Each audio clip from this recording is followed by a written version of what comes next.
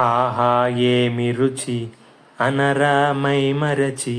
Hello friends, ఇవాళ అయితే నేను మీ ముందుకి village style mixed pulao, chicken and prawns mixed pulao తీసుకొచ్చానండి. ఇది చిట్టుముత్యాల రైస్తో చేసిన చికెన్ అండ్ ప్రాన్స్ పలావ్ అండి. ట్రస్ట్ మీ ఫ్రెండ్స్, టేస్ట్ అయితే దుల్లగొట్టేసిందంతే. ఒక్క ముద్ద నోట్లో పెట్టి పెట్టంగానే ఆపకుండా అలా తింటానే ఉండాలనిపించింది నాకైతే. దీనికోసం మనం ముందుగా ఫ్రెష్గా అప్పుడే పట్టిన రొయ్యలు తెచ్చుకున్నామండి. చూసారు, రొయ్యలు కూడా బతికే ఉన్నాయి కొన్ని రొయ్యలు అయితే. రొయ్యలు ఒలవడం కూడా ఒక ఆర్ట్ అండి, అందరికీ రాదు ఇదైతే. మన సిటీలో అయితే కొన్న చోటే ఒలిపించుకుని తెచ్చుకుంటాం, కానీ అవి మన చేతులతో నీట్గా ఒలిచి ఆ ఫీల్ ఆస్వాదిస్తూ ఉంటే భలే ఉంటుందండి. ఈ రొయ్యలు అయితే కొన్నేమో పొలంలోకి కొన్నేమో కర్రీలోకి అన్నట్టుగా మొత్తం ఒలిచేస్తున్నామండి. మనకి 2 కేజీల రొయ్యలు ఒలిస్తే సగమే వస్తాయి, కేజీయే వస్తాయి, సగమేమో రద్దే అనమాట. మేమైతే రొయ్యలు తక్కువ వేసాం, ఎందుకంటే కర్రీలోకి కూడా కావాలిగా, మళ్ళీ చికెన్ ఎక్కువ వేసి మేనేజ్ చేయొచ్చు అన్నట్టు 3 వంతులు చికెను 1 వంతు రొయ్య వేసాం. ఇదేమో 2 కేజీల చికెన్ అండి. శుభ్రంగా నీట్గా క్లీన్ చేసి కారం తగినంత ఉప్పు వేసుకుని నీట్గా మసాజ్ చేసినట్టు చికెన్కి కదుపుతూ పట్టించాలండి. ఒక్కొక్క పీస్కి మసాజ్ చేసినట్టే పట్టించాలి, అప్పుడే ఉప్పు కారం పట్టి మంచి టేస్ట్ ఉంటుంది పొలావ్లో. ఇంకా అల్లం వెల్లుల్లి పేస్ట్ విలేజ్ స్టైల్లో చేయాలి కదా. మాకు ఊర్లో రోల్ ఉందండి, ఆ రోట్లో అల్లం వెల్లుల్లి వేసుకుని నీట్గా దంచుకుంటూ ఉంటే ఆ స్మెల్లే దంచుతున్నప్పుడు వేరే లెవెల్ అండి. మనకి మిక్సీలో ఏం చేస్తుంది అంటే వేసిన వెంటనే క్రష్ చేసేద్దాన్ని, ఒక 1 మినిట్లోనే స్మాష్ చేసేద్దే. కానీ రోట్లో మట్టికి కొంచెం టైం తీసుకుంటుంది, అయినా పర్లేదు ఓపిక్గా దంచుకుంటే మట్టికి ఆ రోట్లో మసాలా దంచుతున్నప్పుడే మన కడుపులో ఆకలి దేవేస్తుందండి, అంత స్మెల్ వస్తుంది, సువాసన. మీరు గనక ఊరెళ్తే ఊర్లో రోల్ ఉంటే ఖచ్చితంగా ట్రై చేయండి ఫ్రెండ్స్. నెక్స్ట్ టైము ట్రై చేసి చెప్పండి నాకు ఎలా వచ్చిందనేది. ఇదిగోండి, బాగా దంచి ఈ టెక్స్చర్ వచ్చేంత వరకు దంచుకుంటే సరిపోద్దండి. మనకి మిక్సీలో బాగా మెత్తగా పేస్ట్ అయిపోద్ది, కానీ అది టేస్ట్ని ఇవ్వదు. ఇలా ఈ టెక్స్చర్తో చాలా బాగుంటుంది టేస్ట్. ఆ స్మెల్ కూడా మంచి సువాసన ఉంటుందండి. ఈ అల్లం వెల్లుల్లి పేస్ట్ని కూడా ముక్కలకు మంచిగా పట్టించి బాగా నాననివ్వాలండి. బాగా పెద్ద గిన్నె, విశాలమైన గిన్నెలో ఇలా కదుపుకుంటూ ఉంటే ముక్కలకు బాగా పడద్దండి మసాలా, ఉప్పు, కారం అయితే. అలా కదుపుకున్న తర్వాత నేను కొన్ని రొయ్యలు కూడా అదే మిశ్రమంలో వేసుకుంటున్నాను. అదే మసాలా రొయ్యలకు కూడా పట్టేటట్టు నీట్గా మొత్తం మిక్స్ చేసి కలిపేసుకుంటున్నానండి. ఇలా బాగా ముక్కలకు పట్టనిచ్చిన తర్వాత ఒక 1/2 అవర్ పాటు ఆ గిన్నెని పక్కన పెట్టేసేసి ఒక నిమ్మకాయ పిండుకుని మళ్ళీ మిశ్రమం మొత్తాన్ని మంచిగా కదుపుకుని ముక్కలకు పట్టేటట్టు బాగా మసాజ్ చేసి ఇంకా నీళ్లు పోయకుండా పొయ్యి మీదకి పెట్టేయడమేనండి. మనకి ముక్కల్లో ఉండే నీళ్ళే బాగా ఊరి ఆ నీళ్ళతోనే అది బాయిల్ అవుతూ ఉంటుంది. అది తప్పించి బయట నీళ్ళు కొంచెం పోసినా సరే ముక్కల్లో సప్పదనం వచ్చేద్దండి, గుర్తుంచుకోండి. కొంచెం సన్నసగ పెడితే అయ్యే నీళ్ళు ఊరి మొగ్గుతూ ఉంటుంది. అది అలా పక్కన పెట్టేసేసి చక్కగా విలేజ్ స్టైల్లో చెట్లు కాసిన పచ్చిమిర్చిని తెంచుకుంటా, ఆ ఫీలే వేరేలా ఉందండి అసలు.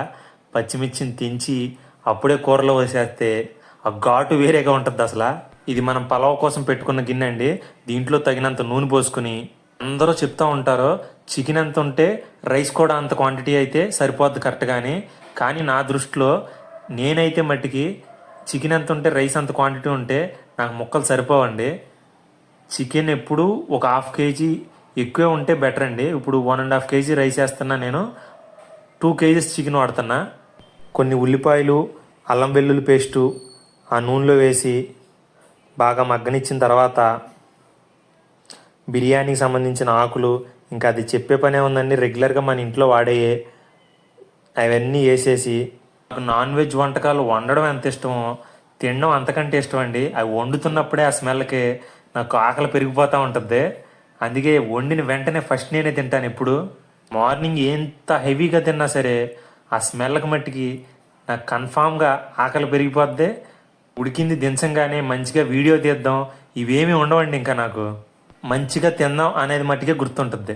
చూసారా, చిన్న చిన్న ఉల్లిపాయలు కూడా ఘాట్లు పెట్టేసుకుంటే పొలంలోకి టేస్ట్ బాగుంటుందండి. ట్రై చేయండి. మరీ పెద్ద ఉల్లిపాయలు అయితే లోపల మగ్గో, చిన్న ఉల్లిపాయలు అయితేనే బాగుంటాయి. ఉల్లిపాయలు బాగా మగ్గిన తర్వాత కొత్తిమీర, పుదీనా, 10 పచ్చిమిర్చి మిక్సీ యాడ్ వేసానండి.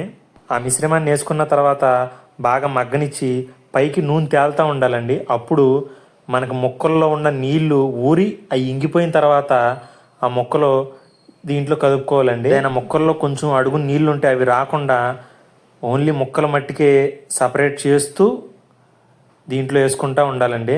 మీరు నమ్మరు ఫ్రెండ్స్, అప్పుడే స్మెల్ అయితే దంచి కొడుతుంది ఒక రేంజ్లో.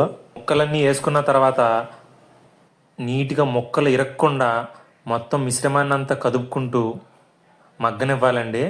అలా ఒక 2 నిమిషాలు మగ్గిన తర్వాత గరం మసాలా తగినంత వేసుకుని ముక్కలన్నిటికీ పట్టేలా కదుపుకుంటూ ఉండాలండి.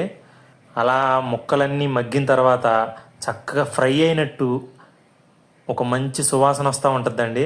ఆ టైంలో రైసు ఒక 1/2 అవర్ నానబెట్టిన చిట్టుముత్యాల రైస్ని, ఓన్లీ రైస్ని వాటర్ ఏం పోయకుండా రైస్ పైన వేసుకుని ఆ ఫ్లేవర్ పట్టేలా కదుపుకుంటూ ఉండాలండి. రైస్ అరోమా ఫ్లేవర్ ఉంటుంది కదా, అది పీసులకి పడితే స్మెల్ మనకు అర్థమైపోద్దండి. ఒక మంచి సువాసన వస్తూ ఉంటుంది. ఆ టైంలో పక్కన కొంచెం గరం మసాలా వేసి 1-2 నీళ్లు మరగనిచ్చి కలపల్లాడుతున్న నీళ్లు ఈ మిశ్రమంలో పోసుకోవాలండి. అలా కలపల్లాడుతున్న నీళ్లు పోసుకుని బాగా తిప్పుకుని గరం మసాలా సైడ్లో అది ఉంటుంది, అది మొత్తం తిప్పుకుని ఆఖరణ కొంచెం నెయ్యి వేసుకుని సువాసన కోసం మొత్తం నకమకాల ఎలా కావాలితే అలా తిప్పుకోవచ్చండి. మనకు బాస్మతి బియ్యం అయితే ఇరిగిపోతాయన్న భయం ఉంటుంది. ఈ చిట్టుముత్యాల రైస్కి ఆ భయం ఏమి ఉండదు. మొత్తం మసాలా అంతా అడుక్కి వెళ్ళనివ్వకుండా ఎప్పటికప్పుడు తిప్పుకుని బాగా మగ్గనిచ్చిన తర్వాత ఒక పట్టు పట్టడమేనండి. మగ్గనిచ్చిన తర్వాత అది ఎలా ఉంటుందో వీడియో కూడా తీయలేకపోయానండి. అంత ఆత్రంగా ఆకలేస్తుంది నాకైతే. వండేటప్పుడు ఆ స్మెల్కి అసలు ఆగలేకపోయానండి. ఎప్పుడు ఉడికిద్దా తినేద్దామన్న ధ్యాసే నాకైతే. ఇది ఫ్రెండ్స్ ఇవాళ వీడియో.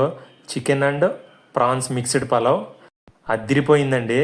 నా వీడియో కనుక మీకు నచ్చినట్లయితే వెంటనే ఒక లైక్ వేసుకొని ఇప్పటివరకు మన ఛానల్ సబ్స్క్రైబ్ చేసుకోవచ్చు కదా ఫ్రెండ్స్.